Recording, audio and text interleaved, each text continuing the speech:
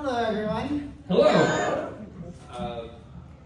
What do you want? What are you doing here?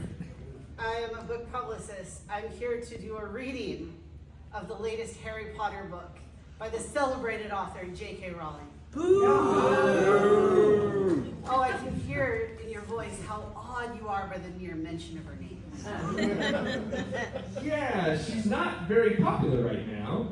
Well, she has gotten some bad press. I know they're trying to say she's transphobic and anti-Semitic, and she liked that tweets praising the Taliban for knowing what a woman is. Yeah, that's all really horrible stuff. So, Well, in honor of her new book, this is the J.K. Rowling Apology Tour, where we're going to show she's not the hateful bigot that she's been portrayed, and is actually the most gloriously open-minded author of all time. really? I hear the skepticism in your voice, but I know this audience is with me. I mean, look at this woman in the audience. She clearly has several poorly thought out Harry Potter tattoos. A dark mark, a Deathly Hallows, the dark market perhaps. Yeah, I mean, but still, like, I know they were very, very popular, but now we all know what J.K. Rowling is. Now pretty much everyone dislikes her now. You know, I know the liberal media has this idea of her, but she's not anti-trans. She's very pro-trans. She just believes in the rights of real women, that's all. Oh. I'll have you know that her latest Harry Potter book has several trans characters. Really? It has trans characters? Yes, there's in fact trans Hogwarts students. Wow, really? Okay. And what happens to the trans Hogwarts students? Well, they all get expelled or eaten by a giant spider, or there is one that gets beaten to death by the Whomping Willow. That section has some delightful wordplay. How is this good for trans people? Well, look, who gives a toss if it's good? Isn't representation alone the goal? Oh, God. And besides, I probably shouldn't even mention this, but there is a reveal. A reveal? What? Voldemort is trans. which leads delicious new meaning to the phrase, he who must not be named. Oh, her genius really is uncontained. Yeah, it doesn't sound like this is actually, again, good for trans people at all. Well, really, you should hear it. It's magnificent. So you have a copy right now? I do. Okay, all right. Well, what's the book called? Harry Potter and the Casket of Hormone Replacement Therapy. Chapter 1, The Most Mystifying Mustache.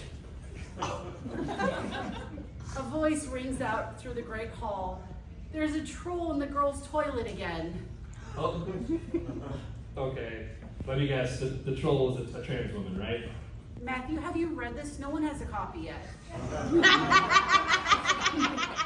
It's just a guess. Just a lucky guess, I suppose. Well, let me read you the next section. There's chapter 7, A Most Stubborn Pickle Jar. Oh, God.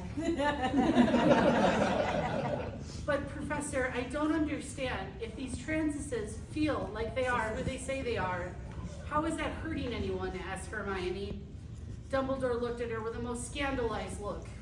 Well, my dear girl, their very existence threatens all of the lesbians at Hogwarts.